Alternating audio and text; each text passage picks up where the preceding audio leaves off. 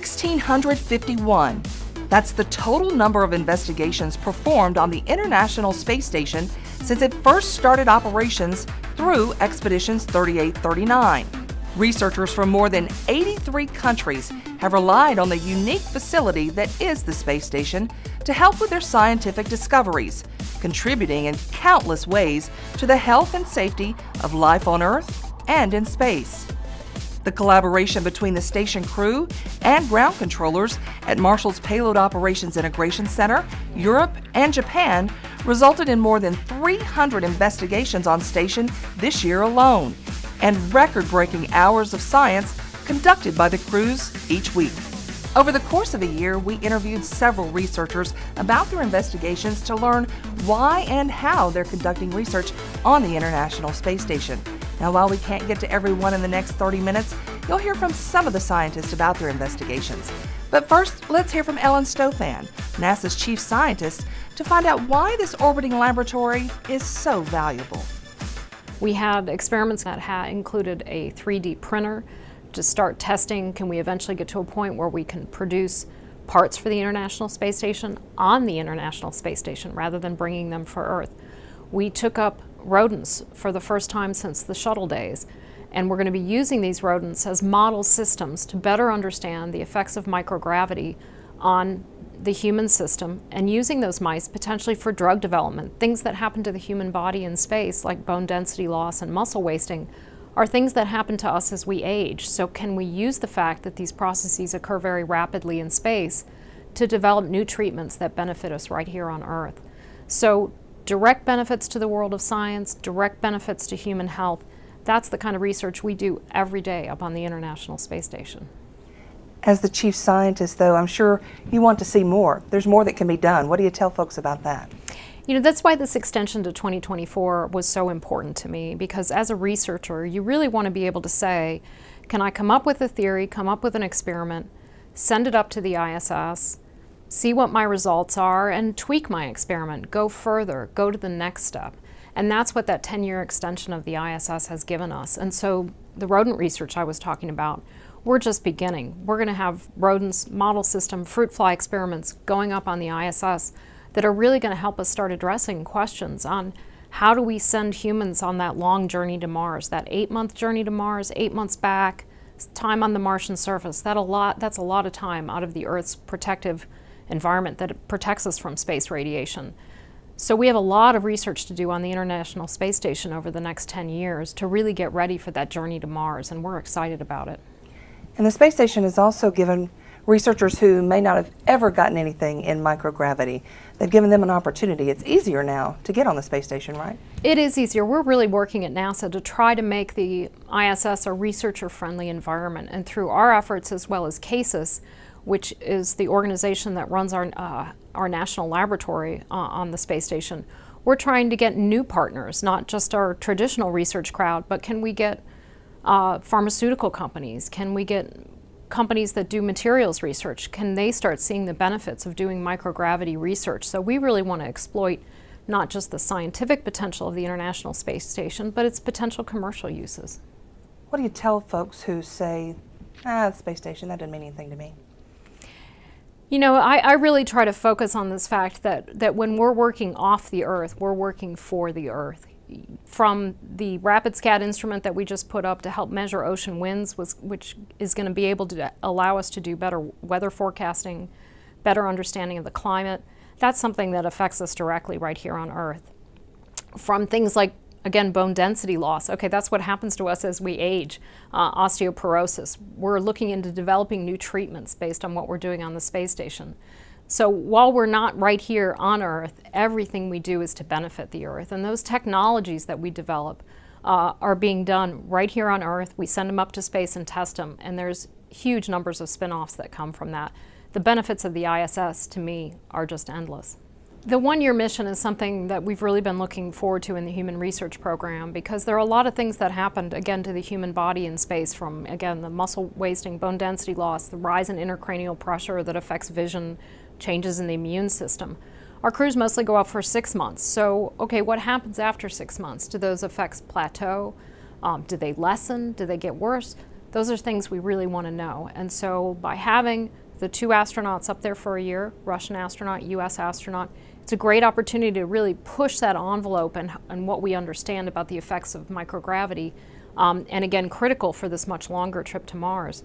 The other exciting aspect, of course, of the 1-year mission is that Scott Kelly, who's going up for a year, happens to have a twin brother, Mark Kelly, former astronaut, who's here on the ground. And so not only are we going to be doing the 1-year studies of the long duration effects, we're also doing a number of twin studies to say, okay, we've got one in space and one on the ground, same genetics, what can we learn from that? Really exciting.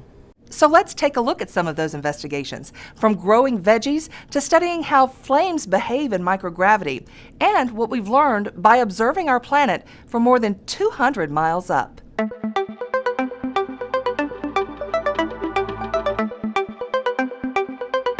It's the first continuous HD downlink from the ISS. I mean, we've had other cameras up there before, but they have sort of been spotty coverage. This is the first one that's on all the time. It's actually 4 cameras, 4 commercial off-the-shelf HD cameras, in an enclosure that's built to test temperature control. And the cameras, the main purpose of this, of the HDEV project, is not to take Earth imagery. That's just a very cool added bonus of it. The real purpose is to test how long these cameras can survive in the space environment before they degrade so much through things like cosmic ray hits that they're not usable anymore. So with the 4 cameras, there's one pointed in the ram direction, the forward velocity vector of the ISS. There's 2 facing aft and 1 facing nadir, looking right down on the Earth. And the way the system is currently set up right now, the video feeds cycle through all 4 cameras. But there's 2 educational opportunities that are coming up that we're working with student groups in Germany, University of Bonn, through the German Space Agency, DLR, and also the University of Houston Clear Lake has a group of students also that will be looking at the camera both to collect data for specific areas, but also to monitor the primary purpose of the experiment, see how the cameras are degrading over time. And so those programs are just getting spun up. But in the meantime, yeah, the HDEV is returning spectacular HD views of the Earth. The first one is an area called Los Glaciares. It's a national park in Argentina. It's right on the Argentine and Chilean border. And it's particularly significant because it's one of the few areas where there are glaciers, specifically a glacier called Perito Moreno, which is actually growing. Most of the glaciers in that area, in that particular glaciation field there, are shrinking. But Perito Moreno is growing, and there's a lot of research there trying to figure out exactly what's going on, why this one particular area, as opposed to the other areas, are increasing. Glaciation is one of those things that has it's a fingerprint of what the current climate is and how things may be trending. So glaciation studies around the world are very important. The next one is Lake Titicaca. This particular image is on the northwestern shore of Titicaca, right at the border between Peru and Bolivia. Titicaca is a very important area. It's a huge local fishery. It's very important to the local area because of the tourism business there. And it also is an indicator of the health of the planet. As the water level rises and falls, and as the water quality increases and decreases, it's a good indicator of what's going on generally in the environment. The next image that we have is the Upper Nile in Sudan. This is a late afternoon shot. You can see there's a pink glow cast across the landscape from the setting sun there. The Nile, of course, is critical for agriculture in the area. Most of the population in the desert environments live along riverbanks. The Nile, of course, is the focus of the population in that area. What you see here is a set of villages that are interspersed with agriculture along the banks of the Nile. The Nile itself is the source both of the water and the fertilization for those fields. The people in those areas depend on the agriculture that's in their local area to survive. And modifications to the environment, the Nile has been modified over the last 50 years or so to have some significant effect on the ability of the people to conduct their agricultural activities.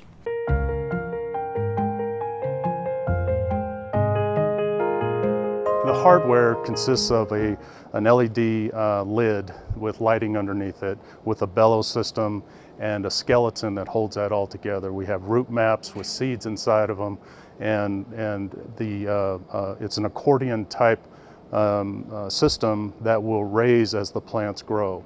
And the lighting system is only the light that is necessary for plants to live, and it's a 24/7 cycle, so there is no nighttime, so it grows very quickly and we turn the crops very quickly.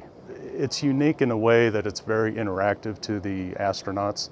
They can touch it, feel it, have the goodness. There's been plant science up there, but it's all been enclosed and very controlled environment. This environment is outside. It's very, very interactive to the astronauts. We are very interested in the environmental control and life support systems. With this plant technology, ISS with 0G, we're able to take and assess what the plants do in the grow, and what we're trying to do is capture the humidity, condensation, and recycle it back into the environmental control systems. So in this effort to resource utilize as much as possible. Now, it's critical to do this at 0G, because if we're going to do long duration space, Moon, Mars, this has to be done, and we have to recover and take those resources as far as they can. People have been studying fruit flies and using them to understand important questions for over 100 years. And so genetically, we know a lot about them. They're very well characterized. They also, because they're so small, in a small area, when you do a spaceflight experiment, you can get a lot, you can fly a lot of these little fruit flies. And so when you get the data back, you have a lot of information, a lot of samples to do your studies. Another thing that I think surprises a lot of people, but is important to know, is that fruit flies actually are when you look at their DNA and you compare it with DNA, say, of humans, there's a lot of similarity. So when you look at the database, which has the collection of genes which are important for human function, so when you get any kind of an anomaly, then you can show human disease. When you look at that collection and you compare it against the fruit fly DNA, you actually find more than 70% similarity. Wow. So more than 70% of those genes are similar. So there's a lot that you can use the fly to do studies with, and then a lot you can understand about other more complex systems like the human being and how an astronaut would experience spaceflight.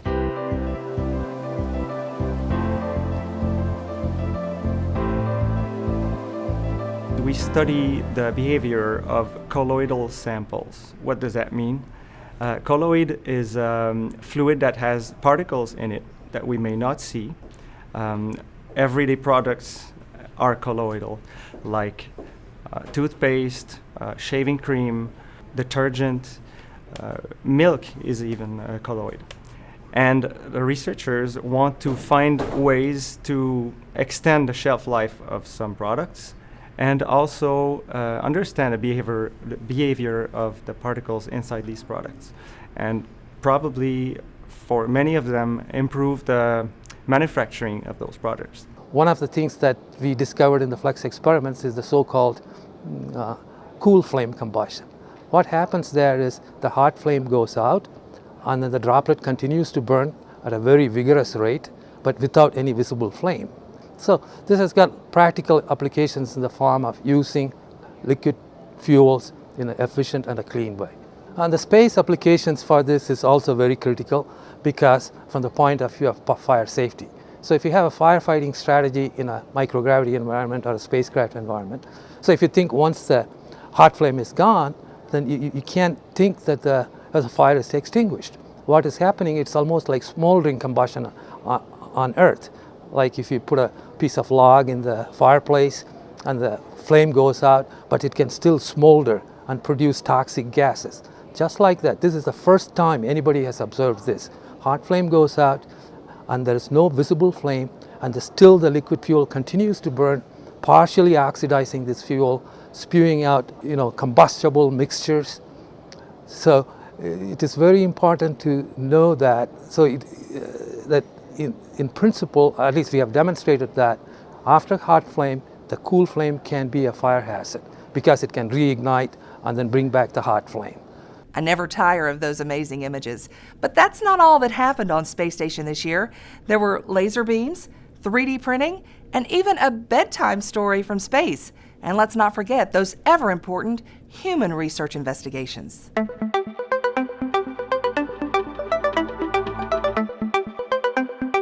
We're looking at the immunosuppression in astronauts. We're using very complicated bioinformatics in order to look at all 30,000 genes involved. And from there, we are finding the way to modulate the immune system, not only for people in space flight, but also for people on the ground. For instance, older people, as they age, they have an immunosuppression.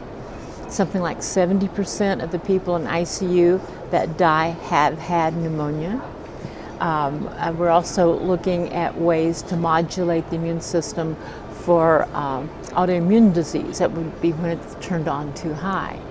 So the hope for our research is that we're going to be able to pinpoint the target areas that might make a good pharmaceutical target. My experiment, the first one flew on station some time ago. We published the paper 2012 about the experiment, and this is the next experiment following. So what did you find in the first study? In the first study, we found some of the very early signaling events that change in the immune system in microgravity. With this study, we're carrying it one step further. We're able to look at microRNA, where we will be able to have brand new pharmaceutical targets. We hadn't had any data that allowed us to show specifically how there were changes. We just knew there probably were. So this was the first activity that we did a formal evaluation of how people run and compared running styles in normal gravity to running styles up on the space station. We learned a lot of really cool things. First of all, from an exercise perspective, we found out that running fast is really, really important. The faster you run, the greater the force is between the foot and the ground. From a brain perspective, and this is where people who study motor control and how the brain works, and maybe people who are interested in studying how the brain might change due to injury or due to aging or these sort of things, what this means is that gravity is not necessary for someone to run the same way that they would run on the ground. So the data tell us that when it comes to running, people can pretty much do this automatically, even though that input is different from on the ground. And there hasn't been any other studies that have been able to study a real large-scale multi-joint movement like running, where you take away gravity to see what the effects are. So this is one of the first that's ever been able to do that. It was kind of a serendipitous finding. Our purpose was to understand exercise, but we also found out a little bit about how the body controls running.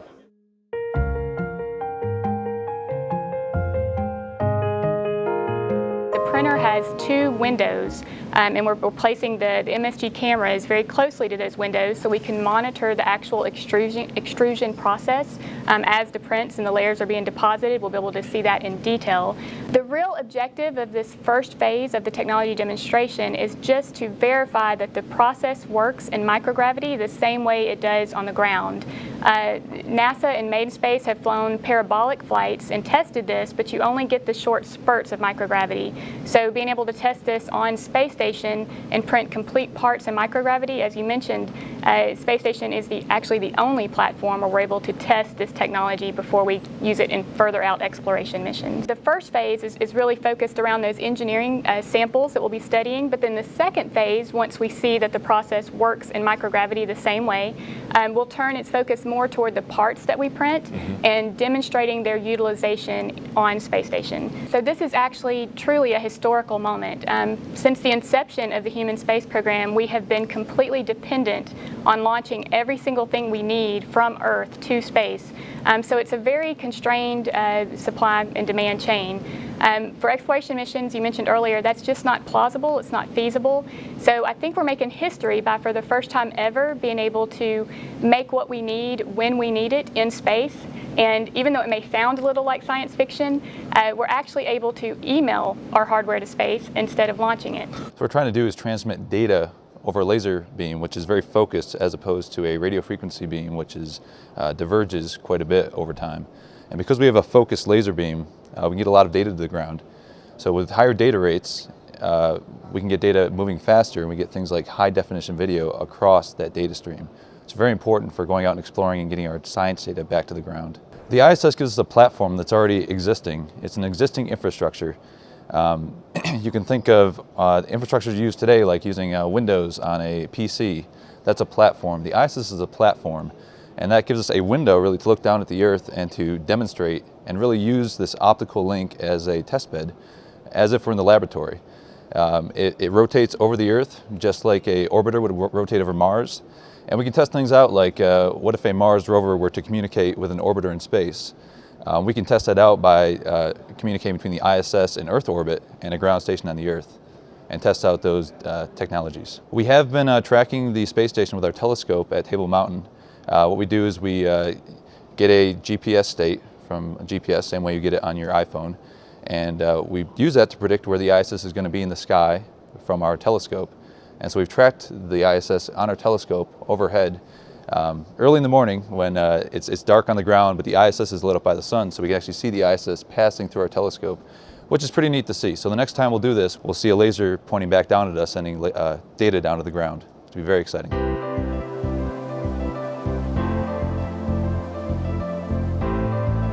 We have right now 13 schools that participated last year, flew on the zero gravity plane out of Ellington Field, and of them, one school was selected this year and 2 in previous years to go to the International Space Station.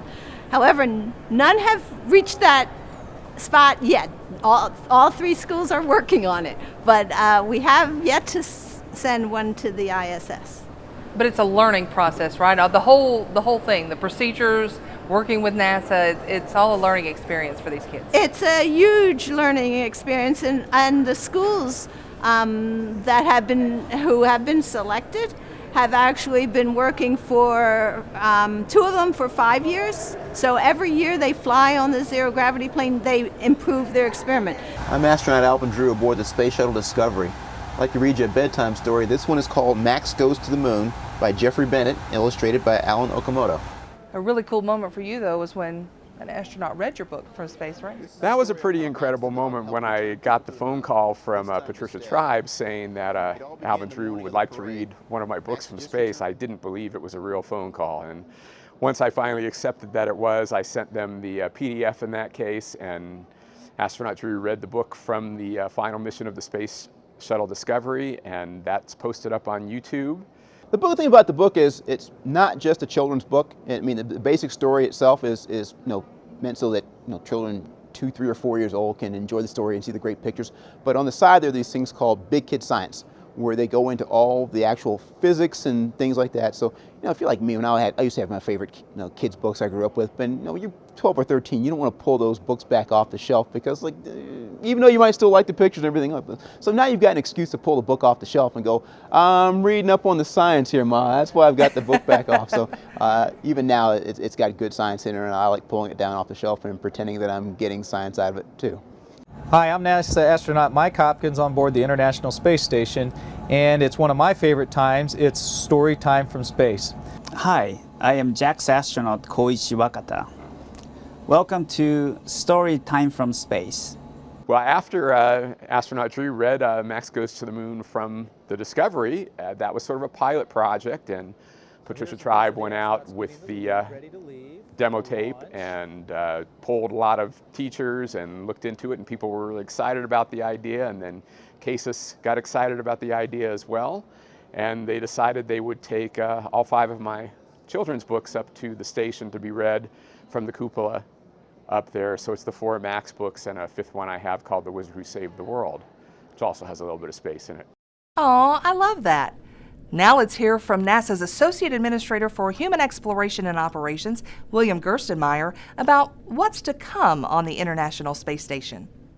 One of the crews carried a little on their lapel pins or badges. They said "Off the Earth, for the Earth," and I think that's what really Station is doing. The work we're doing in space, its ultimate benefit is to us here on the Earth. So from the areas of the colloidals that we talked about earlier, and then some of the combustion research, all these things have very exciting applications to folks here every day on Earth. We're looking into the future as well. I mean, we hope a lot more years on space station. So what does that look like to you? Yeah, it's exciting. The station's been extended to 2024, and I think that's really important to this research community, that they see now a much longer horizon to go do their research and to really see the fruits of what they do come about. When we were thinking just 2020, that's a pretty short horizon. By the time you build your experiment, you fly it, and then you get a chance to see if it works or doesn't work, that's pretty short. But when you think you've got all the way to 2024, you can get some real results and move forward. So, hopefully the International Space Station is used to spawn other space stations. Hopefully this space station is kind of the innovation incubator that gives folks new ideas on how to do research in space, and it actually builds a larger commercial market for low Earth orbit research. And then the last thing I would add is we talked a little bit about human exploration beyond space station and what the role is space station has in Mars and Moon and other activities, and you could see space station playing a critical role even in those areas. So as we are addressing the human health problems needed for adaptation to long duration space flight, you could see how this space station is really that first step and that first real step in exploration. So as we push human presence into the solar system and we do this thing we call pioneering, space station is going to play that pivotal role. So it's neat to see station. It's neat to see it in this venue where we get a chance to see not only the typical NASA research, we get to see the commercial activity, and we get to see how station fits in the exploration role moving forward. Finally, while it may not have had the biggest impact on scientific research this year, astronauts having a little fun with water surface tension in space certainly made a big splash on the internet. Earlier this year, some of the crew grew a softball-sized ball of water floating in space and nudged a compact video camera encased in a waterproof housing into the middle of it. They also broke out the station's 3D camera to record the exercise. When they sent the images back home, our television crew edited the footage and posted both a 3D version and a regular version to the agency's YouTube channel. In a little over 2 months, this video received more than 2 million views. By the way, that 3D video camera on station is part of a legitimate scientific investigation run here at the Marshall Center, studying why a 3D video camera in orbit does not degrade as fast as a traditional video camera. Right now, regular cameras are replaced every 8 to 12 months due to the high number of hot or burned out pixels, those little white dots you see in some footage from station. A 3D camera has virtually 0 burned out pixels, meaning it can be used a lot longer and save on the cost of sending up replacement cameras. The team here, led by Rodney Grubbs, is looking into the phenomenon and at the same time helping bring back some incredible images of our astronauts living and working in space. And that'll do it for our look back at the year in research on the International Space Station. Be sure to visit nasa.gov/station and follow us on social media to learn more about these and other investigations as we continue to work off the Earth, for the Earth.